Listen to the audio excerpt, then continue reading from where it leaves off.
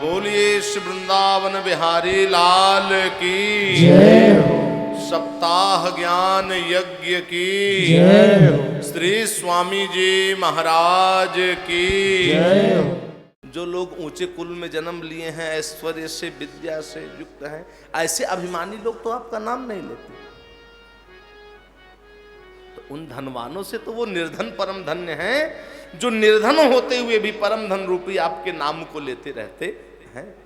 तभी तो देखो ब्रज के संत लोग कहते हैं कि नाम महाधन है अपनो, नहीं दूसरी संपत्ति और कमानी, छोड़ी अटारी अटा जग की, हमको कुटिया ब्रज माही छवानी, टूक मिले रस सदा अरु सेवे सदा जमुना महारानी, औरन की परवाह नहीं, अपनी ठकुराइन से राधिका रानी, नाम महाधन है अपनो, नहीं दूसरी संपत्ति और कमानी।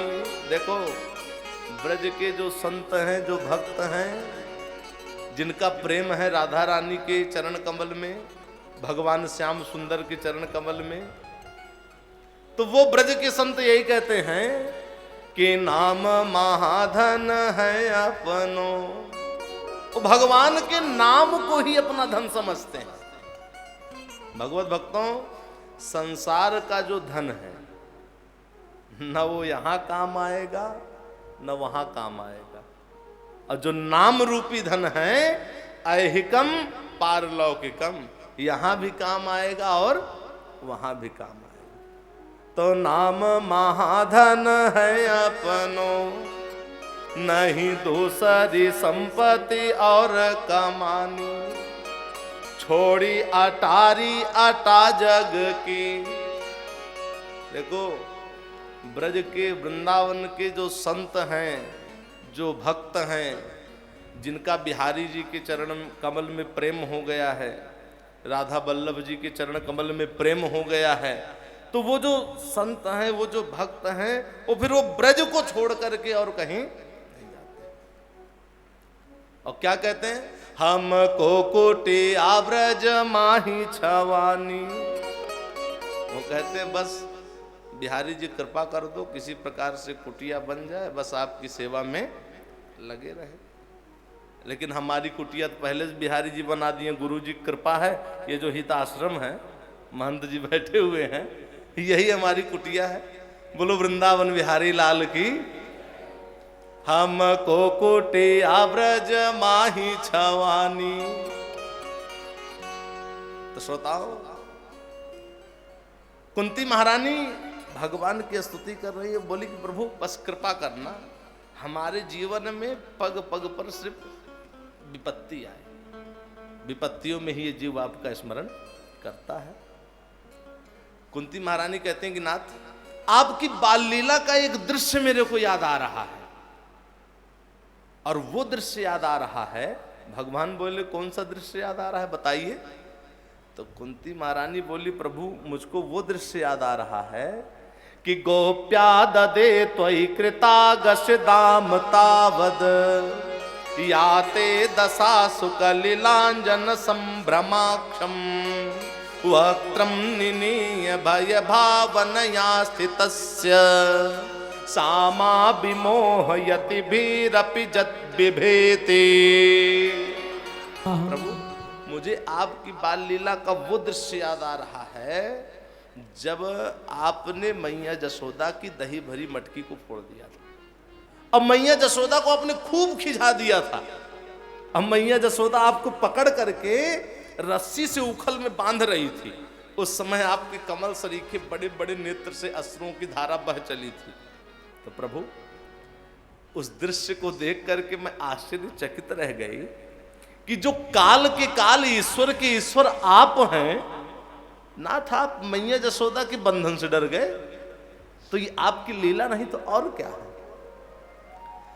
कुंती महारानी भगवान से कह रही हैं कि प्रभु आप मेरे ऊपर इतनी बड़ी कृपा करना कि मेरी ममता जो पांडवों में है, जो जदुवंशियों में है, उस ममता रूपी डोर को आप काट डालिए, जिससे अनन्य भाव से मेरा प्रेम सिर्फ आप में हो जाए, मेरा मन केवल आप में लग जाए। ऐसी कृपा करना, ऐसी दया करना।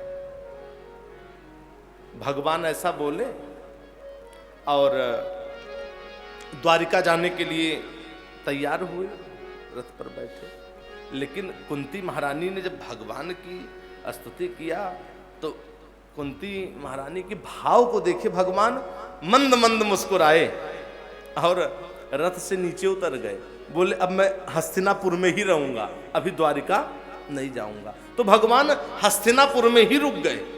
तो देखो हस्तिनापुर में भगवान जहां रुके थे वहां नित्य प्रति बड़े सवेरे युधिष्ठिर चले जाते थे भगवान का दर्शन करने के लिए, वंदन करने के लिए। तो एक दिन युधिष्ठिर बड़े सवेरे चले गए भगवान कृष्ण से मिलने के लिए।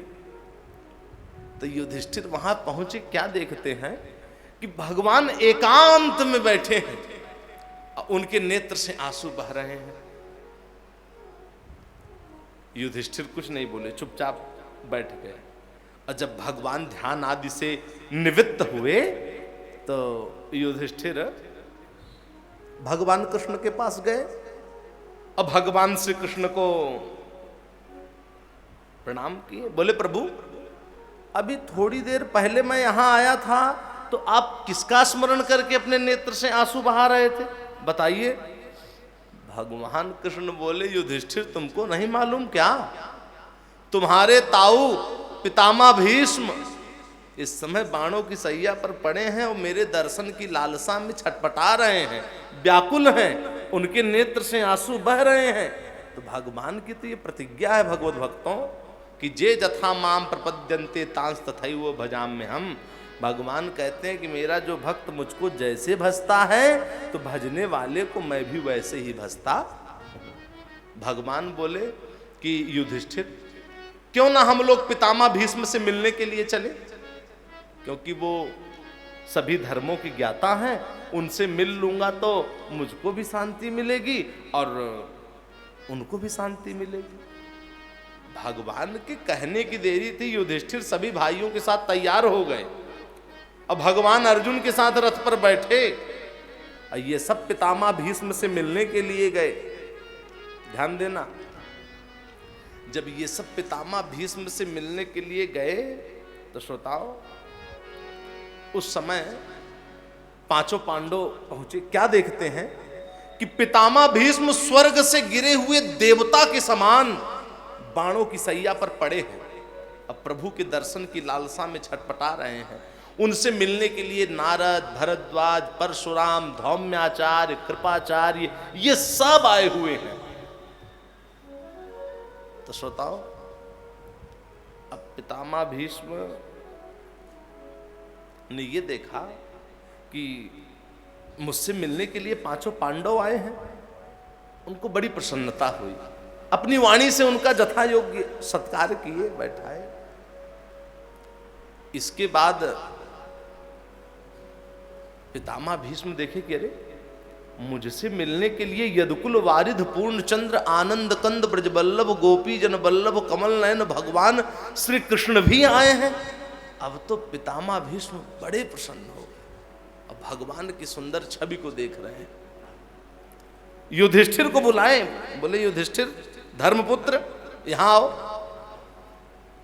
क्योंकि बड़े पुत्र वही युधिष्ठिर सबसे बड़े थे पांडवों में। बोले धर्मपुत्र यहां आओ, बैठाए। समझाने लगे, बोले कि युधिष्ठिर इस समय संसार में जितनी घटना घट रही है ना, ये सब इन्हीं भगवान श्री कृष्ण के अधीन है। और ये काल स्वरूप भगवान श्री कृष्ण कब क्या करना चाहते हैं इस बात को कोई जान नहीं सकता। ये जगत के स्वामी हैं। युधिष्ठिर ये जो महाभारत के युद्ध में तुम लोग विजयी हुए हो, ये सिर्फ श्री कृष्ण की ही कृपा है। और जो मैं बाणों की सैया पर यहां लेटा हूं, ये भी श्री कृष्ण की ही कृपा है। इन्हीं की कृपा से मैं बाणों की सैया पर ये लेटा हूं। मेरे को कितना सुंदर दर्शन दे रहे हैं। अर्जुन, जिनको तुम अपना सारथी बनाने में संकोच नहीं किए, वो भक्ताधीन होकर के, प्रेमाधीन होकर के तुम लोगों के सभी कार्यों को किए हैं जगत के स्वामी। अब इसके बाद पितामह भीष्म देखे कि अब सूर्य नारायण उत्तरायण हो चुके हैं, अब भगवान श्री कृष्ण मेरे सन्मुख खड़े हुए हैं, ये प्राण त्यागने का बड़ा सुंदर अवसर मेरे समक्ष आ गया है।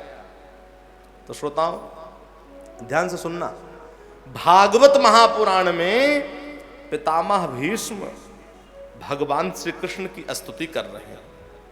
स्तुति करते हुए पितामह भीष्म कह रहे हैं, बड़े ध्यान से सुनना, कि त्रिभुवन कमनम तमाल वर्णम रविकर गौरव राम्बरम दधाने वपुरल ककुलावृताननाब्जम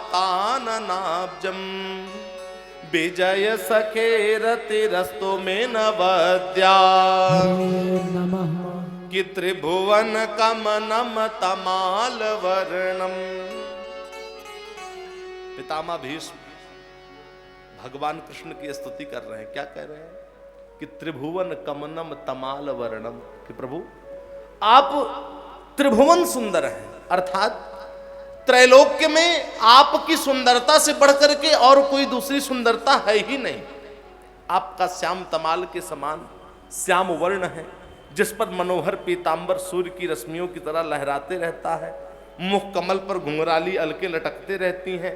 हे अर्जुन के सखा, आपकी इस छवि पर मैं अपने आप को न्यौछावर करता हूं।